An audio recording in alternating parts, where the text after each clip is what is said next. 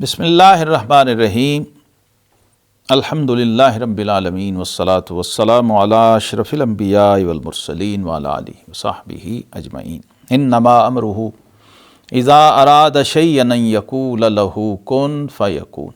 صدق اللہ مولانا العظیم۔ ناظرین گرامی قدر، اللہ رب العالمین نے اپنے بندوں کو قرآن پاک میں جن عبادات کا بار بار حکم دیا ہے، اس میں سب سے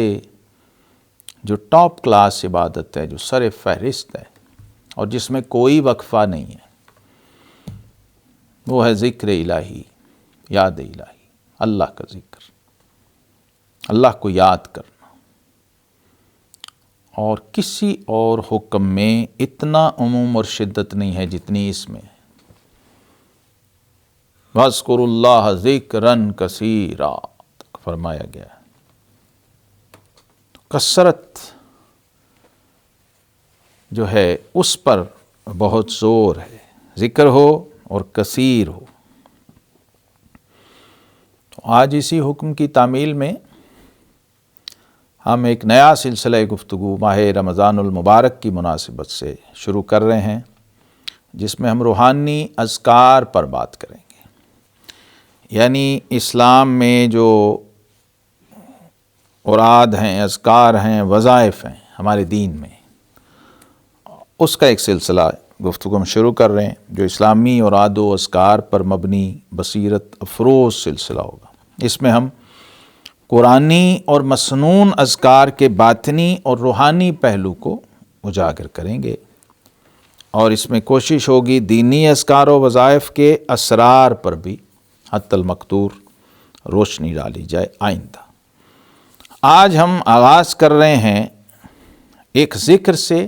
جسے قرآن نے کہا وَلَذِكْرُ اللَّهِ اکبر۔ ذکر تو ہے ہی، آگے پھر ذکر اکبر، اللہ کا ذکر سب سے بڑا ہے، اور اس میں اذکار میں سب سے بڑا ذکر نماز ہے۔ آج ہم جس نماز کا ذکر کر رہے ہیں یہ ہے نماز کن فیکون، صلاۃ کن فیکون، جس کو ائمہ سلسلہ چشت رحمہم اللہ نے اپنے معمولات میں نقل اور بیان کیا، اور ائمہ شریعت و طریقت نے اس کو روایت کیا ہے۔ حضرت امام شاہ فقیر اللہ شکارپوری، نقشبندی، مجددی، قادری، چشتی، شاذلی رحمہ اللہ تعالی ونور اللہ مرکدہ، آپ نے کتب الارشاد میں اپنی کتاب میں صفحہ 924 پر 25 پر فی سند طریقۃ الچشتیہ کے اندر آپ نے اس کو نقل کیا۔ طرق مشائخ صوفیہ میں اپنے معمولات کو آپ بیان کرتے ہیں تو فرماتے ہیں کہ مشکل ترین مسائل، حاجات، حل مشکلات اور لا ینحل مشکلات، ان کے حل کے لیے یہ 2 رکعت صرف نماز ہے، جس کو مشائخ چشت نے تسمى صلاۃ کن فیکون، کن فیکون کے نام سے تعبیر کیا۔ اور یہ قرآن پاک میں اللہ رب العالمین کا ارشاد ہے کہ اللہ کا امر تو بس یہی ہوتا ہے کہ جب وہ ارادہ کر لے کسی چیز کے ہونے کا تو وہ کہتا ہے کن، ہو جا، فیکون، تو وہ ہو جاتا ہے۔ اللہ کی شان کن فیکون کا جلوہ اور مظہریت جو ہے وہ اس عمل کے اندر جھلکتی اور چھلکتی ہے۔ اور اس کا طریقہ آپ نے لکھا کہ بدھ، جمعرات اور جمعہ،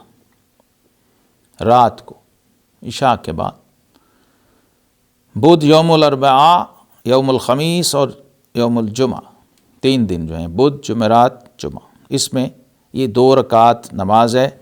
جس میں پہلی رکعت میں سورہ فاتحہ کے بعد 100 بار سورہ اخلاص کی تلاوت ہوگی، قل هو اللہ احد، سورہ اخلاص شریف، اس کو پڑھا جائے گا۔ دوسری رکعت میں بھی سورہ فاتحہ شریف اور 100 مرتبہ سورہ اخلاص شریف کی تلاوت ہوگی، اور سلام پھیر کے 2 رکعت کا باقی معمول اسی طرح ہے، سبحان ربی العظیم، سبحان ربی الاعلیٰ آپ 7 بار پڑھیے کم از کم اس میں، اور اس میں آپ اپنے رکوع کو، اپنے سجدے کو، قوما کو عام نفل اور نماز سے تھوڑا طویل رکھیں، اور تنہائی میں، خلوت میں یہ عمل آپ کریں، پاکیزہ صاف ستھرے مقام پہ، شفاف صاف ستھرے پاکیزہ، اگر سفید لباس ہو تو اور اچھا ہے، پورے اہتمام سے مسواک اور خوشبو کے ساتھ اس نفل نماز کو ادا کریں۔ اور ظاہر ہے یہ ایک خاص مقصد کے لیے یہ نماز پڑھی جا رہی ہے، اللہ رب العالمین کے قرب، اس کی بندگی، اس کی حضوری اور خضوع کی کیفیت اور حضوری کی کیفیت کے حصول کے لیے پڑھی جا رہی ہے،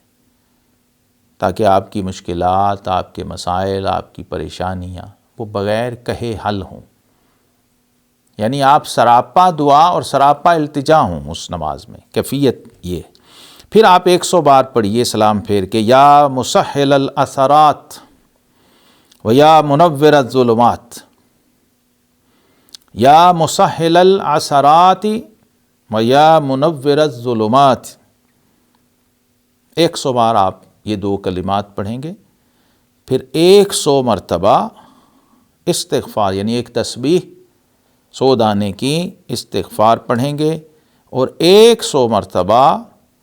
درود شریف پڑھیں گے، درود پاک نبی کریم علیہ السلام کی ذات گرامی پر، اور پھر حضور قلب کے ساتھ خشوع اور خضوع کی کیفیت میں اللہ رب العالمین سے دعا کریں گے۔ بدھ کو، جمعرات کو، جب جمعہ کا دن آئے گا اسی طرح 2 رکعت ہوگی، یہی اذکار و اوراد ہوں گے، اور پھر آپ دعا کریں گے۔ جب تیسری رات آئے گی یہ سارا عمل کر کے اپنے سر سے امامہ شریف اتار دیں گے، ٹوپی اتار دیں گے، اور یہ جو امامہ شریف ہے اس کو کھول کے اپنے گلے میں ڈال لیں گے، کپڑا لپیٹ لیں گے اپنے گلے میں، اور گریہ وزاری کی کیفیت میں اپنے رومال کو، چادر کو، جو بھی ہے اس کو اپنے گلے میں ڈال لیں۔ اللہ اللہ، تو گریہ وزاری کی کیفیت میں اپنے رب سے آپ دعا مانگیں گے، اسی کیفیت میں پکارتے رہیں گے، اپنی حاجت اپنے رب کی بارگاہ میں پیش کرتے رہیں گے کم از کم 50 مرتبہ۔ تو مشائخ چشت نے لکھا ہے کہ اللہ رب العالمین کے فضل و لطف سے